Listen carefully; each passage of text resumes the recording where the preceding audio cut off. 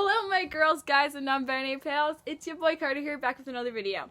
Today on my channel, I thought I'd talk about self-harm coping skills because me and my girlfriend were talking about how therapy is not accessible for everybody, and it can be so difficult to, one, find the right therapist, but also to have therapy available to you.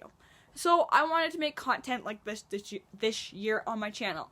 And this year, I'm also going to be trying to upload every single Monday, so hopefully that will happen. And then on my other channel, every single Friday. So, fingers crossed. And today's question of the day is, if you guys could have any superpower, what would it be, good or bad?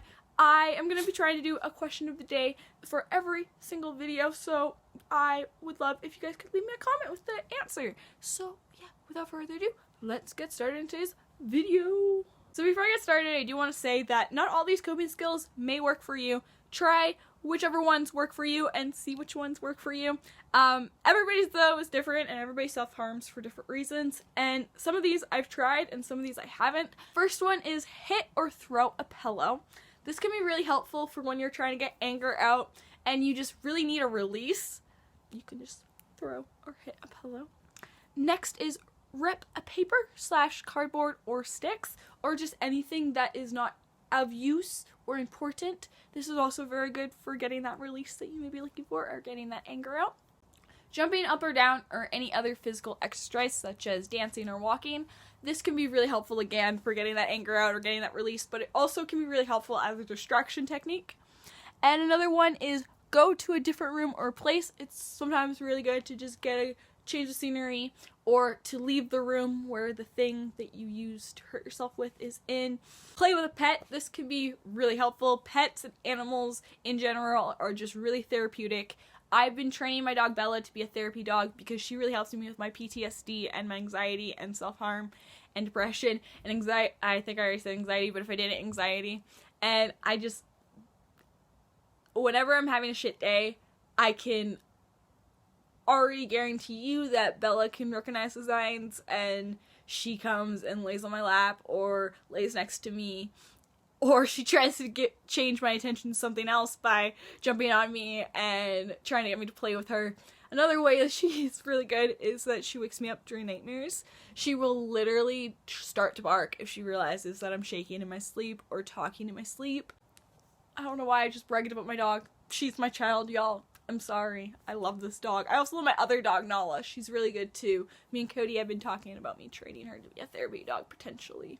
She's still puppy though and coming out of her puppy phase, and so I still don't know. Plus she's a little bit of a bigger dog, so I don't know because like she still has issues recognizing her size and stuff. Okay, this just turned into a video about dogs. I'm so sorry. I also didn't mean to discriminate against cats though. My cats are really good too for being there for me and stuff. Like, they're so affectionate. I love my kitties. I do have a standoffish cat though, but I still love him. He's amazing too.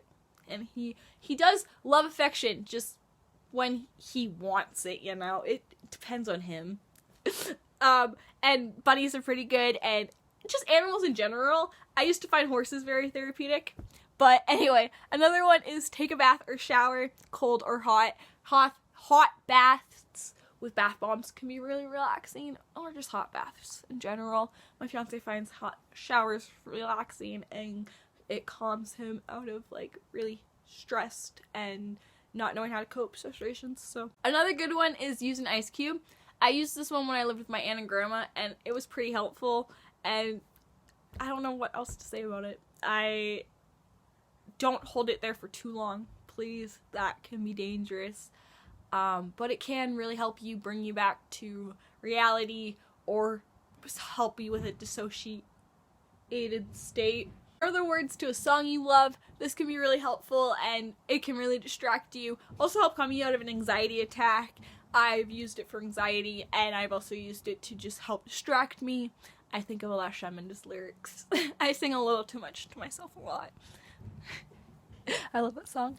Write a story or a poem. This is another one that's really helpful. Journal. There's a lot of journaling prompts you can find on Pinterest or Google, and it's just also can be really helpful to just vent your feelings out. You don't even need a fucking journal prompt. Like, journaling helps me a lot. I actually lost my journal, and I'm so mad because this year I was gonna try to journal every single day, and I gotta find that. Wish me luck, y'all. Another good one is create a playlist. I have a playlist for just calming myself down and songs that can bring me into a good mood. You don't have to make a playlist based on how you feel. You can always make a playlist based on a topic. For example, what your favorite TV show character may like, or based on of maybe a playlist for your friend. Or you could always make a playlist for your villain era or your baddie era. It's up to you, really. Another good one is sing on the top of your lungs, or just sing. Maybe make a playlist for songs you can just sing on top of your lungs. There you go. Doodle or draw. This is another good one that I personally use. I doodle a lot and I draw. My sketchbook's actually over here.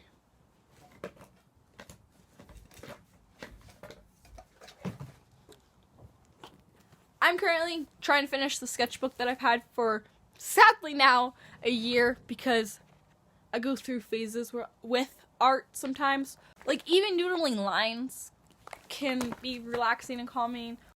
You can also, like, doodle stuff like this. Like, Pennywise is one of my favorite horror movie characters, and so I drew Pennywise and then Georgie's boat, and then a balloon that I was gonna color red, and then pasted the words "You'll float too," if you guys can see that. Another good one is aromatherapy.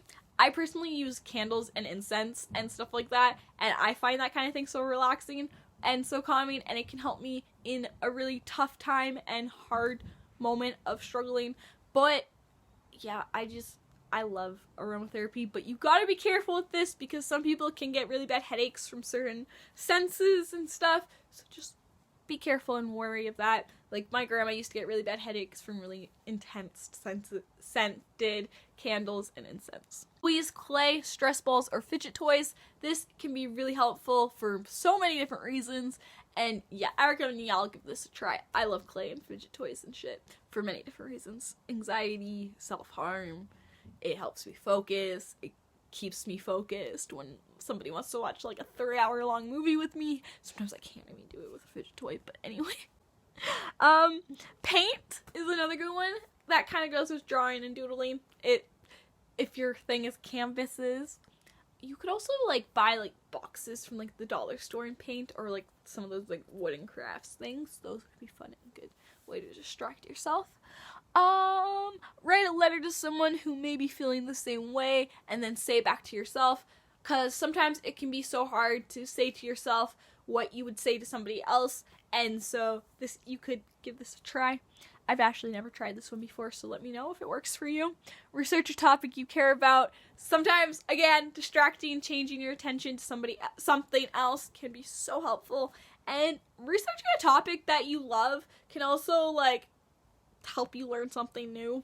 And, you know, after you do this, you could write an essay if that's what you want, or make a PowerPoint presentation. You never know if you sit on a distraction. This one kind of goes with aromatherapy, but doesn't really go with aromatherapy. That's why I didn't really say aromatherapy, but, you know, kind of thinking about it could when you think about things.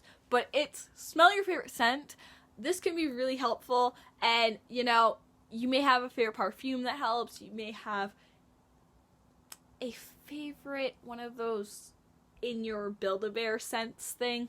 I know in one of my Build-A-Bears that I got from my fiance when we first started dating, it has a vanilla scent in it, and when I'm really stressed out, I'll just smell the top of it sometimes, and it will relax me. So, yeah. Another good one is watch a comfort show or movie. If you are able to talk to somebody you trust, or a hotline you trust, I know this can be really difficult. I know that also sometimes hotlines can be extremely not helpful, and it all depends on the counselor you get sometimes. I know that I've been told to just go have a hot shower after I said that I was going to hurt myself and do things. I know that it cannot always be helpful, and I know that people cannot always be helpful, but you know, some people do get it, and it's hard, I know, but there are people that care for you, and there are people that are willing to listen to you, and that are willing to stay up with you until those thoughts go away, or until you feel better, and be there for you, you know. So I'm one of those people. If you ever need to talk, my DMs on Instagram are always open, so keep that in mind. Make clay models and rip them, or don't. You don't have to rip them. You know, maybe it turns out really good and you just can't rip them. I know those feels. But Sometimes ripping them can be helpful, or making clay models can be helpful. List the many uses for a random object, i.e. a hair tie or a straw.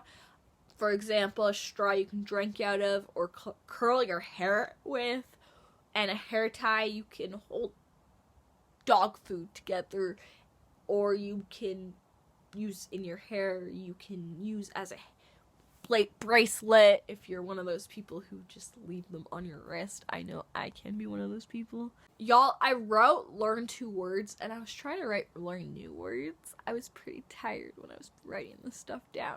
But yeah, learn new worlds. Well, I mean, you could learn new worlds. I mean, you ever wanted to learn about the Hobbit world? But learn new words. Sometimes it's fun to learn new words. Not gonna lie. Make a Pinterest board, do a PowerPoint about something you are passionate about, or do like a PowerPoint about like my friends as TV show characters, or my friends as school supplies. Putting stickers on where you want to self-harm, that can also be really helpful to cover up the place that you want to self-harm. Also, red ink on the places you want to self-harm, or cutting up paper on when you feel self-harm urge. Anyway, guys, that's the end of today's video. I hope you guys enjoyed. Stay positive, stay strong. You matter. Keep on fighting, and you are cared for. Bye, guys.